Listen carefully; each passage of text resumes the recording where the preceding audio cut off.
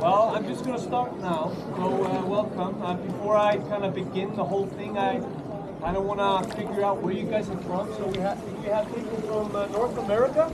Yep. Okay, so USA? Yeah. USA. All right. Canada? Some people from, there you go, Canada. Anybody from South America? Anybody from South America? No? Anybody from Africa? Do we have people from Africa? No people from Africa? Europe? That's my people! Hey. Anybody from Asia? We have people from Asia? No people from Asia? Anybody from Australia? Woo! Yeah, the land down under. Good on you, mate. Anybody from Antarctica? No, what a shocker, really. What a shocker.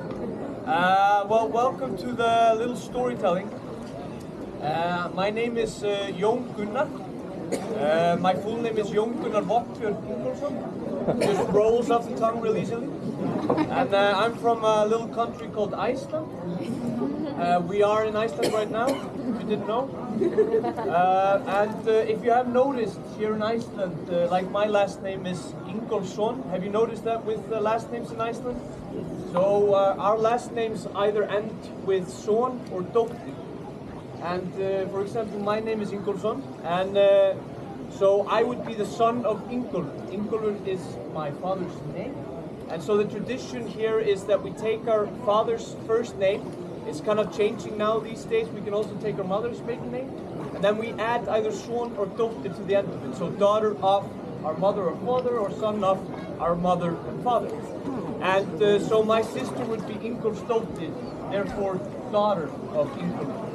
And I have a girlfriend, and we are probably gonna get married, okay? I don't know when. Don't pressure me, okay? It's gonna happen. And there is some tradition, especially I think in the USA, I think in America, that you take your partner's last name, right? So if my girlfriend would take my last name, we would become siblings here in Iceland. It's not a good thing here in Iceland, okay?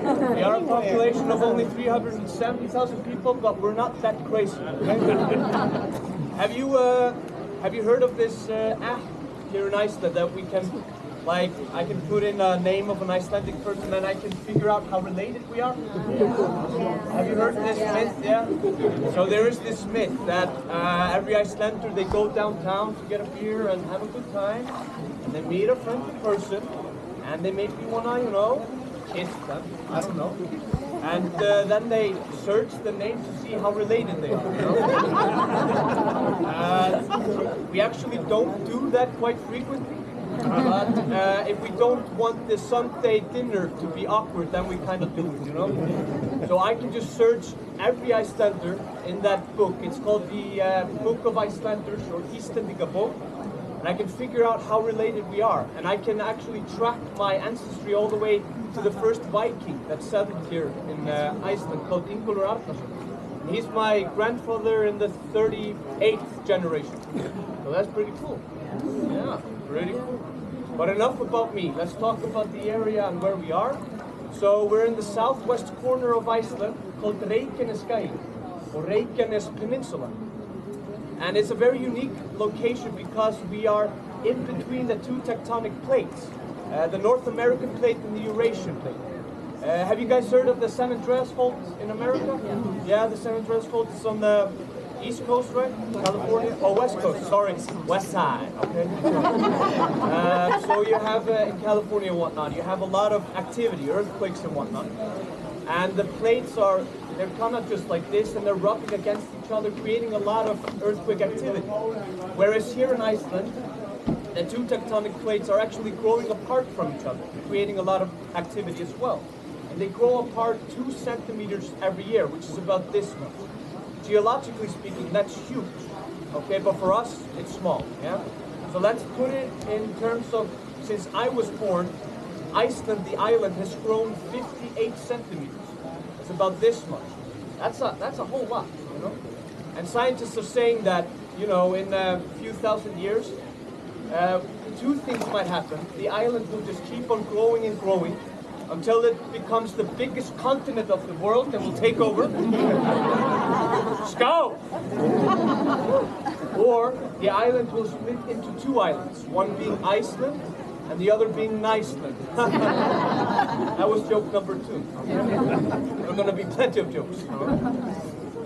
So that's what they're saying. And with the tectonic plates growing apart from each other, like I mentioned, there's a lot of activity.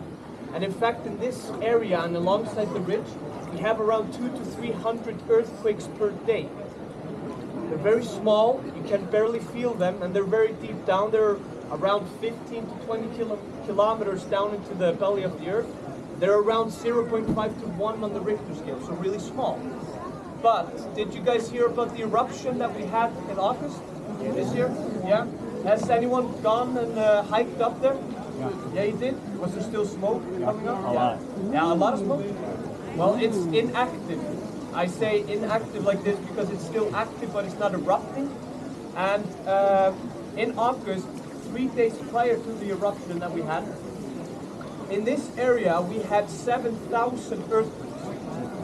And the biggest one being 5.5 on the Richter scale. Yeah, I know.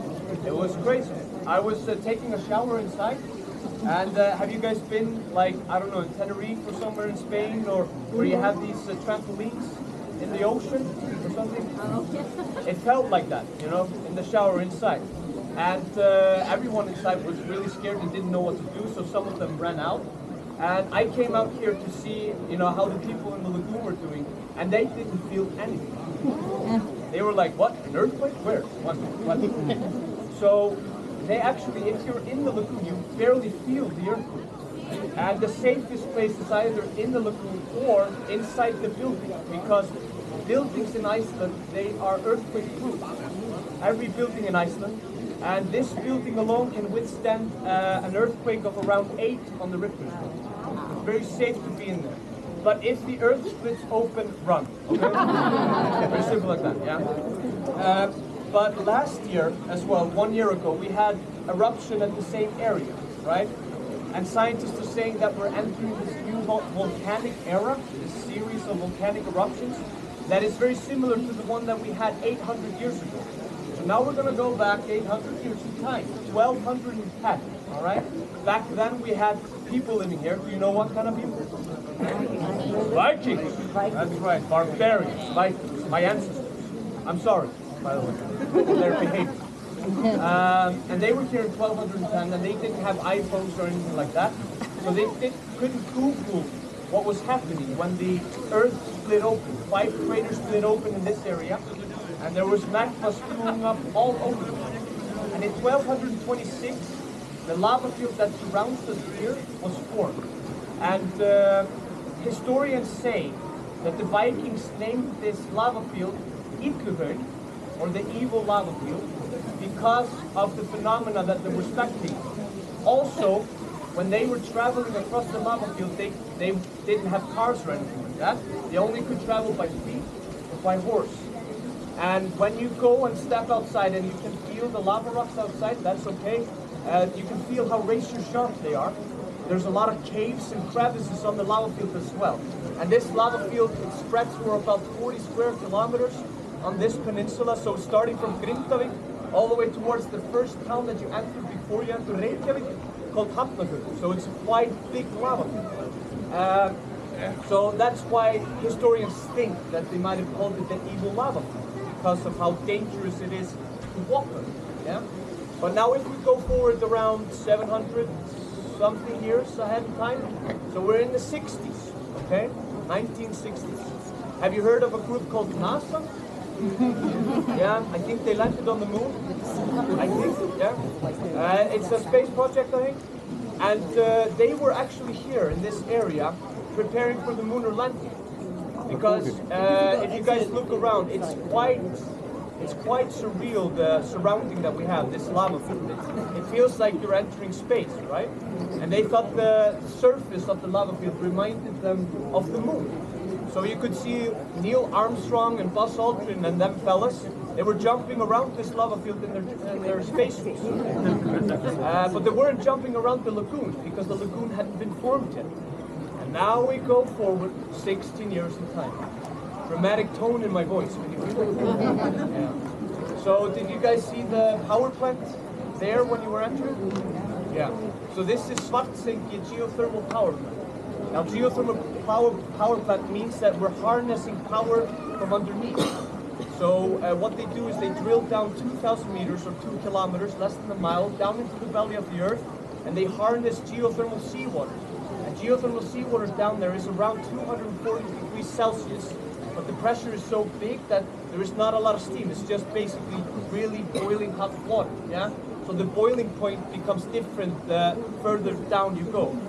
But anyway, so they pump up this water and steam to create electricity. So you can see the steam coming from the power plant. So that's turning the turbines in the power plant to create electricity. And when the steam kind of cools down and liquefies even more, we use the hot water to heat up houses. And this power plant alone powers for around 30,000 houses in this area. So the airport that you landed in, and Keflavik and Grindavík, the next town. In '76, they found this pocket right here, yeah? And they started pumping up the water that they found in this channel or this chamber that they found. And the steam was really blue, and they didn't understand why. But they kept on pumping up the steam, and then eventually the turbine started to clog up. So they didn't realize the contents of the water, which was silicon. So I see some of you have silicon on your face, and if you have tried the silicon mud mask, it actually started to dry, right? Yeah, it's drying off right now, yeah. And you can see it all around you on the wall. We didn't paint the wall here, it's just silica. And silica is a very dense mineral, and it latches onto everything. And so when they started pumping it up, the silica would just latch onto the turbines and clog them up. So they couldn't use the water. So what they did is they dumped the water onto the lava field, hoping it would disappear, which it didn't. 2 days later, the power plant workers came back, and they found the lagoon, or the water was still there, because the silica, like I mentioned, is a dense mineral, and it just sank to the bottom and created a seal. So now we have an environmental disaster here in '76, all right? It's blue, it's bubbling, and it might be poisonous, we don't know. Locals around this area branded this place the poisonous pit. Yeah. So I would like to welcome you to the poison pit in the middle of the evil lava field. Joke number 3. All right? So for many years, this was branded as an environmental disaster, the poison pit. So people didn't dare to go into it, and they had a lot of suitcase filed on them because they destroyed the beautiful lava field that the locals owned. Until 5 years later, if you've been driving around Iceland, you've maybe noticed a lot of hot springs in Iceland, a lot of geothermal community pools, and a lot of hot tubs around. We Icelanders, we love to take baths. We love it, you know. We say that Brits, they have their pubs, but we have our hot tubs, you know. We go into the hot water to discuss politics and crack open a cold one, yeah. So locals from around the area, they actually started to venture into this poisonous pit. And they started to dip their toes in, and they found out their toes didn't fall off. It's a good thing.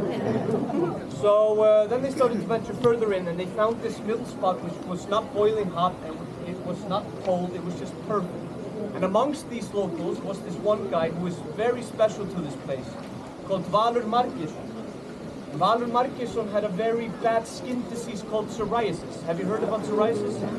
It's a very bad skin disease which can't be healed, but it can be treated over time, yeah? And Valur, he started to bathe here every day for a week. And after his weekly run of this bath in the poison pit, his skin actually started to clear up. So he went to his dermatologist and fired him. No, he didn't do it. But he went to his dermatologist and said to him, "Doctor, my skin feels much better. It's actually starting to clear up. I don't think I need your medication anymore. I'm fine. I'm good." And the dermatologist was like, "Whoa, hold your horses, Valur. What have you been doing?" And Valur told him, "Well, I've been bathing in this poison pit for the last week now." And his dermatologist became very interested. And so he brought a bunch of researchers to the place to test the water. And he found the health benefits of the water, which is mainly the silica. And the silica, like I mentioned, latches onto everything. So while you're in this wastewater from the power plant, don't tell anyone I told you this, okay? The silica is just latching onto you. And what the silica does, it's deeply cleansing and it strengthens the outer barrier of the skin. So it's very good for people with eczema. I myself, I have eczema. And I'm 85 years old and I take a bath every day. My skin feels perfect. And with psoriasis. So it's very good for people with bad skin diseases. So this dermatologist, he decided to buy up this environmental disaster and people in Iceland thought he was crazy, you know. He is Mr. Blue Lagoon to this day. Dr. Grímur Simonsen. And that's me. No. We already went over mine. So Dr. Grímur Simonsen, he started his practice here in the lagoon. This is the original lagoon that we are standing in right now. We have expanded it a little bit further there, but he had to move his practice a little bit further back because in '92 he opened this up to the public. So we're 30 years today. I've been working here for 30 years. No, I haven't. Just 29 years. And back there we have the Silica Hotel. And at the Silica Hotel we have a private lagoon where we have a nurse working there every week.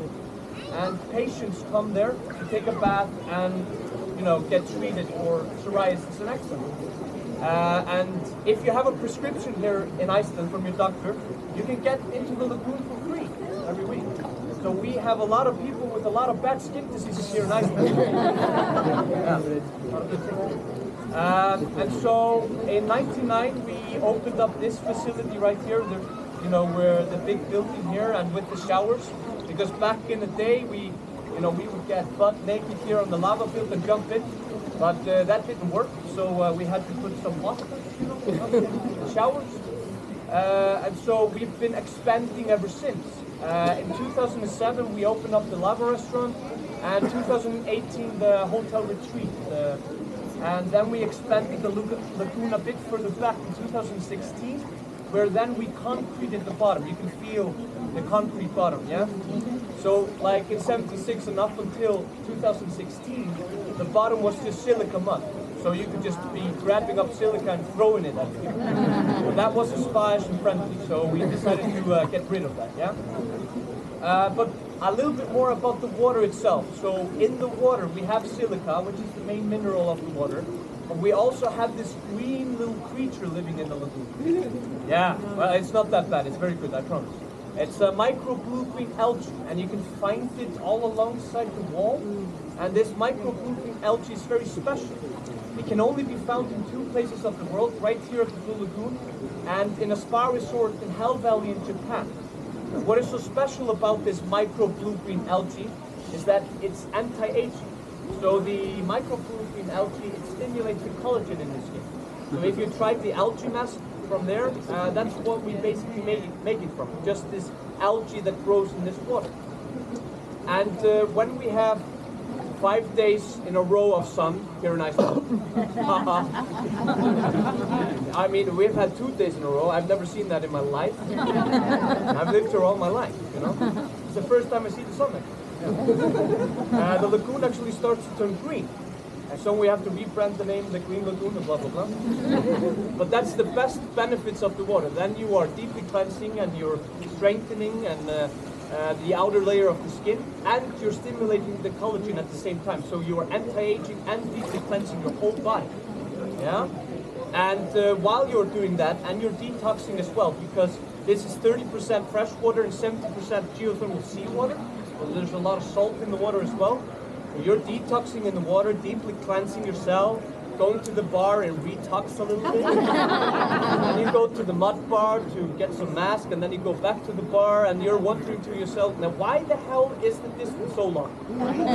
Why can't the bar be next to the mud bar? No proper salt, you know? Well, I'm gonna tell you a little secret. We make it so you guys have to walk around, because like I mentioned, the silica is such a dense mineral that will just sink to the bottom.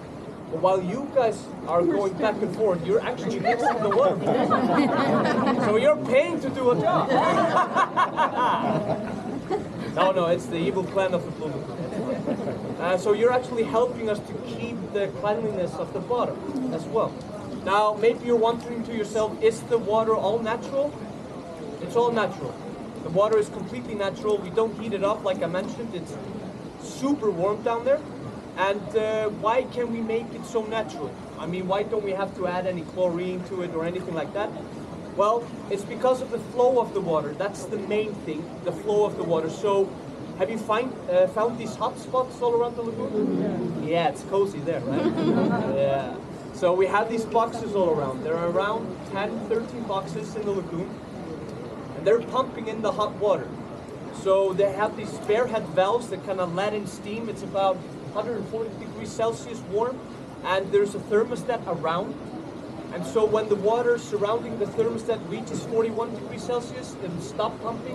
And when it reaches below 37 degrees Celsius, it'll just start pumping automatically again. So we can maintain the water temperature of the water throughout the year. So 365 during sunshine and snowstorm. You know? So that's how we can maintain the water temperature. And that's the flow of the water. So while we are constantly pumping in hot water, the excess water has to go somewhere. So did you see the lagoon out there by the entrance when you entered? Yeah, that's the water from 2 days ago.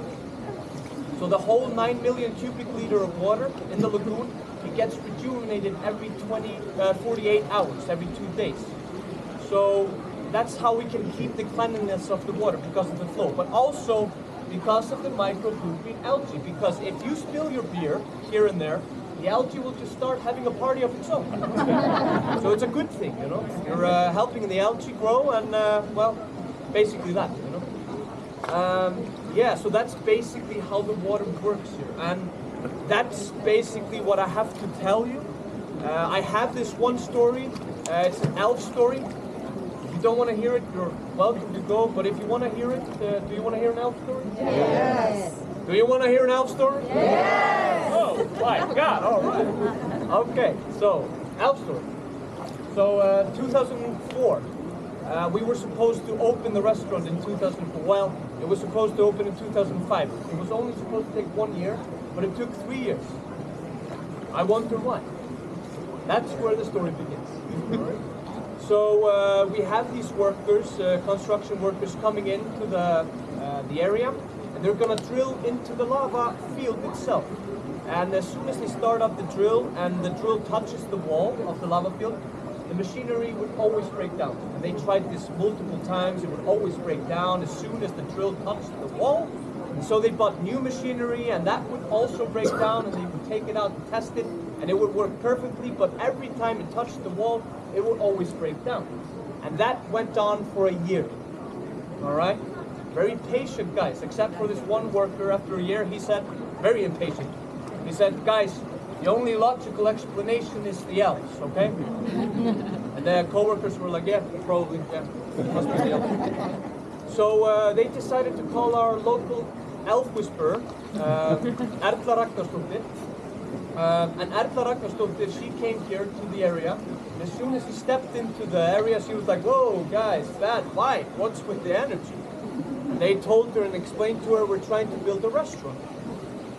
And she was like, okay, I'm gonna need 12 candles, and I'm gonna need 1 hour on the lava field alone, okay? And they were like, all right, they brought her 12 candles, and she went onto the lava field and sat down, placed the 12 candles around her, and started speaking Elvish. I don't know Elvish, okay?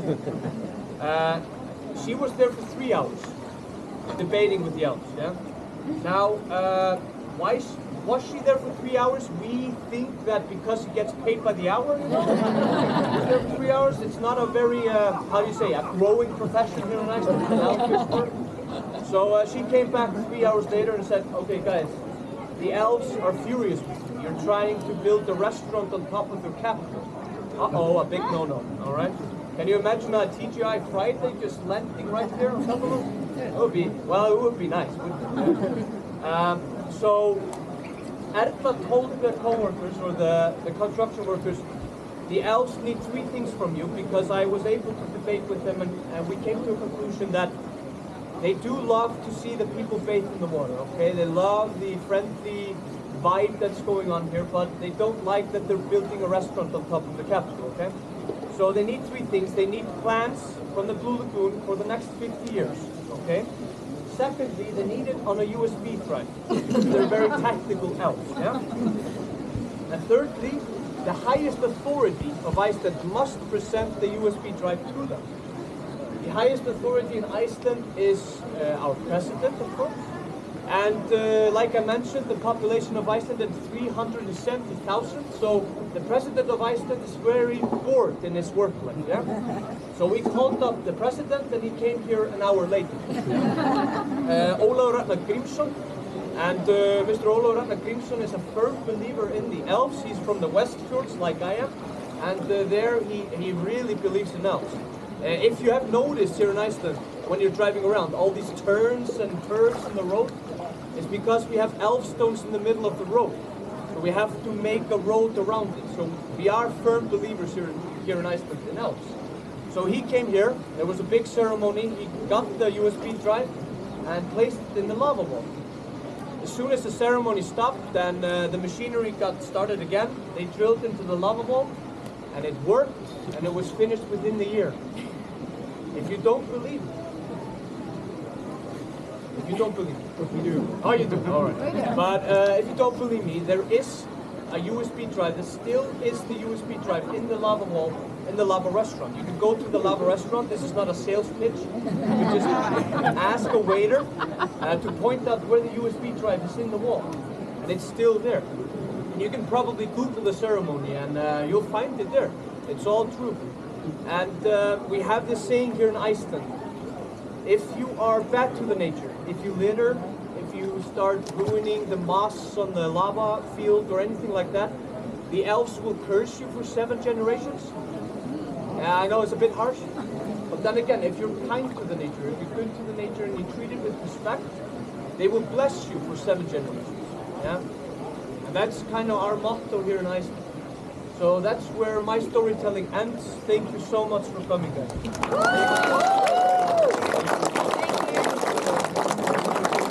If you have any questions, if I didn't go over some points, you're welcome to ask me. I'm going to sit here for a few minutes. Yeah.